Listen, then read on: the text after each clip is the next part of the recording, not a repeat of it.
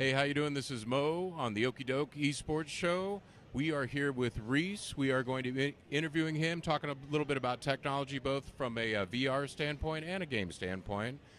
Reese has been in the game development industry since '03 now, and we're going to turn it over here and take a look at what we have on screen. So, Reese, let's talk. Thank you. So we've got a couple of cool things. Let me start with the thing we've got focused in the upper right corner here. That is our game Candy Squad. Candy Squad is a game designed for virtually everybody. Really everybody of all ages, from the youngest people that want to put a VR headset on to the oldest people that care to, and everyone in between. And really, they all enjoy it.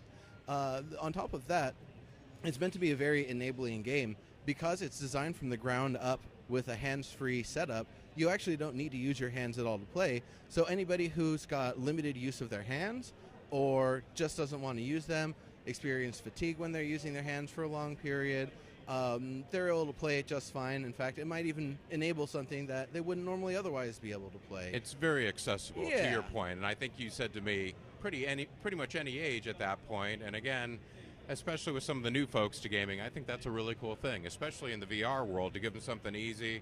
They don't need to know any buttons.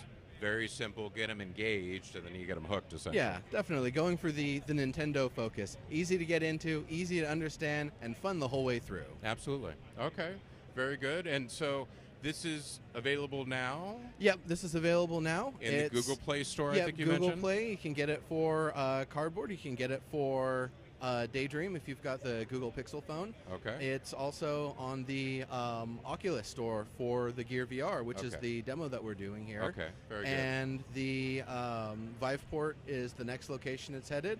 And we've got some other places it's going to. It's going to be PC as well. Right now we're just focused on the mobile side, but we will be bringing it to PC, so it'll be playable on the Oculus Rift and the HTC Vive as well. HTC Vive as well. Okay, very good. And then you also mentioned, which was really interesting, with the Vive port as far as access to China, another opportunity from a business standpoint. Oh yeah, absolutely. I mean, that's the part that's really exciting, is that Viveport is taking on the coolest stuff that they see and helping to localize it to China, because they're one of the few sanctioned app stores that can distribute to China. So why not be big in China? Yeah, it's a good deal. Yeah, absolutely. No, that's a good point.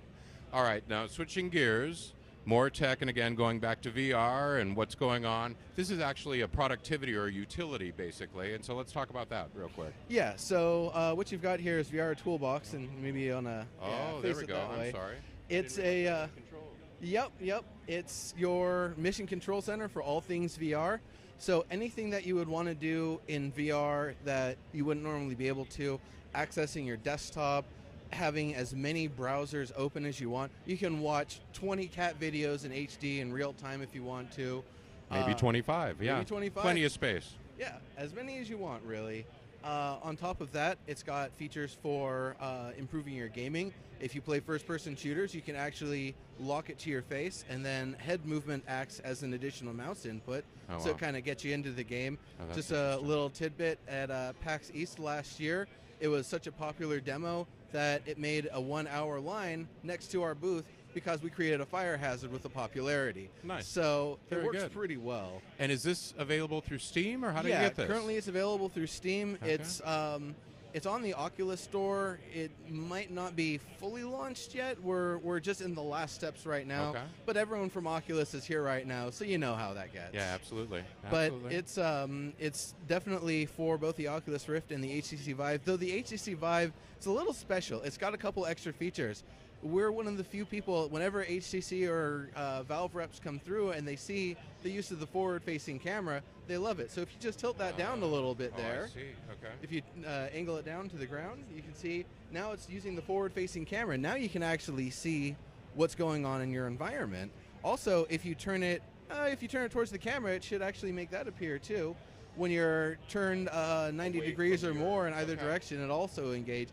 It's a good safety feature. You can see where your kids or your pets or your coworkers are at, and make sure you don't accidentally smack them with a broad gesture, or that you do it. I don't know. I don't know your motivations with it. I try not to make my pets suffer, but the key is that solves actually one of the big, complaints or issues with VR. I didn't thank you for pointing that out, because I didn't even see that. That's phenomenal, because now I turn around, my wife's bugging me, I can see her. I don't have to pull off the headset. Yeah. Not that my wife bugs me, but that's a different conversation. Okay. It looks like the lighthouse there doesn't quite have a line on it. There we go. There we go. Okay. All right. Well, Reese, fabulous technology. Desktop, very cool. Game is very fascinating. I like the accessibility, and more VR is better. So we really appreciate your time. Thank you, Reese. We appreciate it. Absolutely. Thanks for coming by. Very good. That was really slick.